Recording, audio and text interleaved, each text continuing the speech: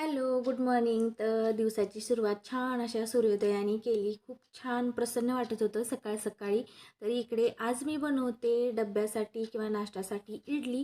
तर इडलीचे पीठ जे होतं ते रात्री बनवून ठेवलेलं छान असं दुप्पट फुललेलं. त्याच्यामध्ये मी 1 चम्मच सोडा टाकलेला खाण्याचा.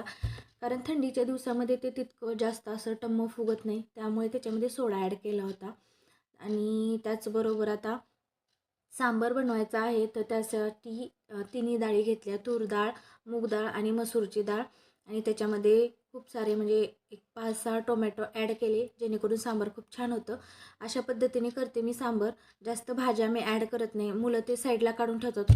त्याचा सगळा रस उतरतो. पण ही पद्धत जास्त मला सोपी वाटते. म्हणजे या पद्धतीचं सांबार जे आहे ते सगळं खातात.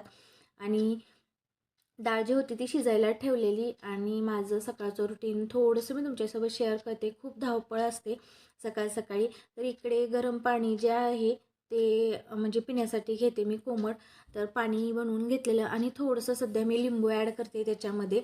कारण स्किनसाठी पण चांगलं असतं. पण मला जास्त पित्ताचा त्रास असल्यामुळे मी जास्त घेत नाही, थोडंसंच टाकते. 1 ग्लास भरून पाणी घेतलं. कधी कधी बसायला पण वेळ भेटत नाही स्वयंपाकाच्या ह्याच्यामध्ये, आणि असं काही बनवायचं असेल तर त्यासाठी जास्त वेळ द्यावा लागतो. इकडे चटणीसाठीचं पण प्रिपरेशन करून ठेवलं. खोबरं, त्यानंतर जी डाळवे असतात ते भिजत घातलेले थोडंसं पाणी टाकून, कोथिंबीर, हिरवी मिरची, आलं टाकलेलं.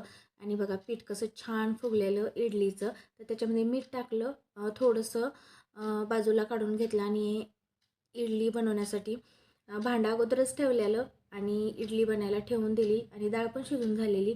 तर आरूचं सगळं आवरून झालेलं. तर तिला दूध पिण्यासाठी दिलं. बोर्नव्हिटा टाकून ते दूध पिते. आणि इडली पण शिजून झालेली, कारण तिला आता जायचं होतं त्यामुळे ते थंड होण्यासाठी बाहेर काढून ठेवलं. इकडे अद्रक आणि लसूण ठेचून घेते, कारण सांबार पण बनवायचं होतं. डाळ छान शिजून झालेली. आणि तोपर्यंतच मी जे शेवग्याच्या शेंगा असतात त्या थोड्याशा ॲड करणार आहे त्याच्यामध्ये. तेलामध्येच थोड्याशा फ्राय करणार आहे, कारण कुकरला डाळीसोबत शिजायला घातलं त्याचा गाळा होतो.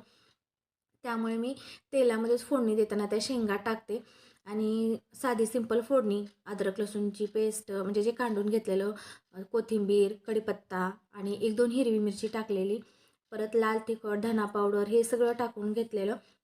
आणि जो सुहानाचा सांबार मसाला असतो तो ॲड केलेला. तर इकडे सांबार पण बनवून झालेलं. तर अशा पद्धतीने सांबार केलं तर खूप छान लागतं. आरूला तर ही पद्धतीने बनवलेलं सांबार खूप आवडतं. आणि हे बघा मॅजिक ब्ल्यू टीची पर्पल टी झाली. आणि ध्रुवला असं मॅजिक बघितलं की ते पिण्याला खूप आनंद होतो. मुलांना असं काही नवीन एक्सपेरिमेंट